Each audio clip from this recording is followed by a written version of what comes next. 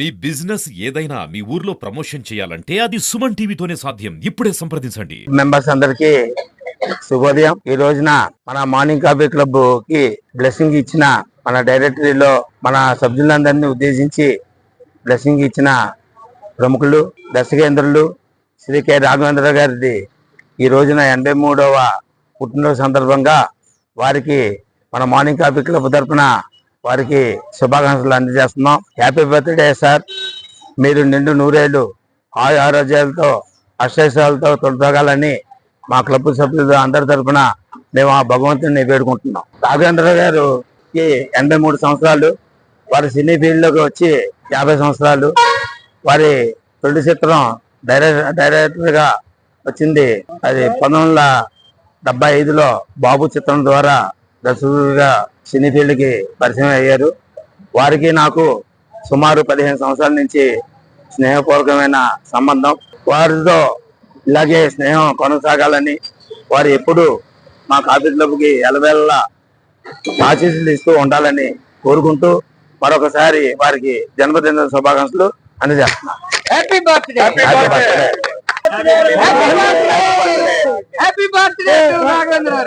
జై శ్రీరామ్ అండి.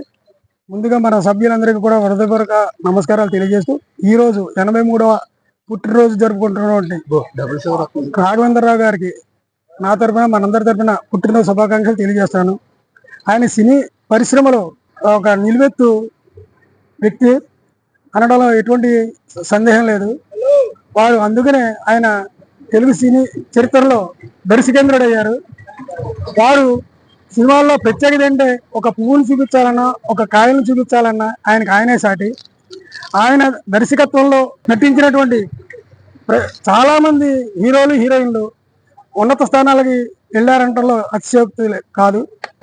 అందువలన మరి ఒకసారి వారికి పుట్టినరోజు శుభాకాంక్షలు తెలియజేస్తూ ఈరోజు దర్శకేంద్రుడు రాఘవేంద్రరావు గారి పుట్టినరోజు జరుపుకుంటాం మన కాఫీ క్లబ్ వేదిక మీద జరగడం మన అదృష్టంగా భావిస్తున్నాను. అలాగే ఆయన దర్శకత్వం మొదలుపెట్టినప్పుడు మేము అప్పుడే పుట్టాం, చిన్నపిల్లలం. ఈ రోజుకి కూడా ఆయన ఇన్ని సంవత్సరాల నుంచి తెలుగు సినీ పరిశ్రమలో మొగటం లేని మహారాజులాగా ఈ రోజుకి ఇంకా మంచి మంచి సినిమాలు రావటం, ఆయన ద్వారా ఎంతో మంది సినీ కళాకారులు పరిచయం అవ్వటం, వాళ్ళందరూ మంచి మంచి పొజిషన్లో ఉండటం, అదంతా కూడా రాఘవేంద్రరావు గారి కృషి, ఆయన వాళ్ళకి ఇచ్చిన ప్రసాదం అది అని అనుకోవాలి మనం. రాఘవేంద్రరావు గారు అంటేనే మొత్తం సినీ పరిశ్రమలో అందరూ గౌరవిస్తారు. చాలా కాలం ఆయన మాట్లాడేవారు కాదు, అసలు సినిమాలు చేసి చూపించేవారు కానీ అసలు మాట్లాడేవారు కాదు. ఈ మధ్యనే ఒక 2-3 సంవత్సరాల నుంచి అనుకుంటున్నాను నేను మాట్లాడటం మొదలు పెట్టారు. అలా మాట్లాడిన తర్వాతే ఆయన చెప్పిన విశేషాలు, ఆయన ప్రతి ఇంటర్వ్యూలో ఆయన మాట్లాడిన మాటలు వింటూ ఉంటే చాలా సంతోషంగా ఆనందంగా అనిపిస్తుంది. ఇలాగే ఆయన మరిన్ని పుట్టినరోజులు సంతోషంగా జరుపుకోవాలని కోరుకుంటూ మీ చవ్వా సుబ్బారావు భీమవరం.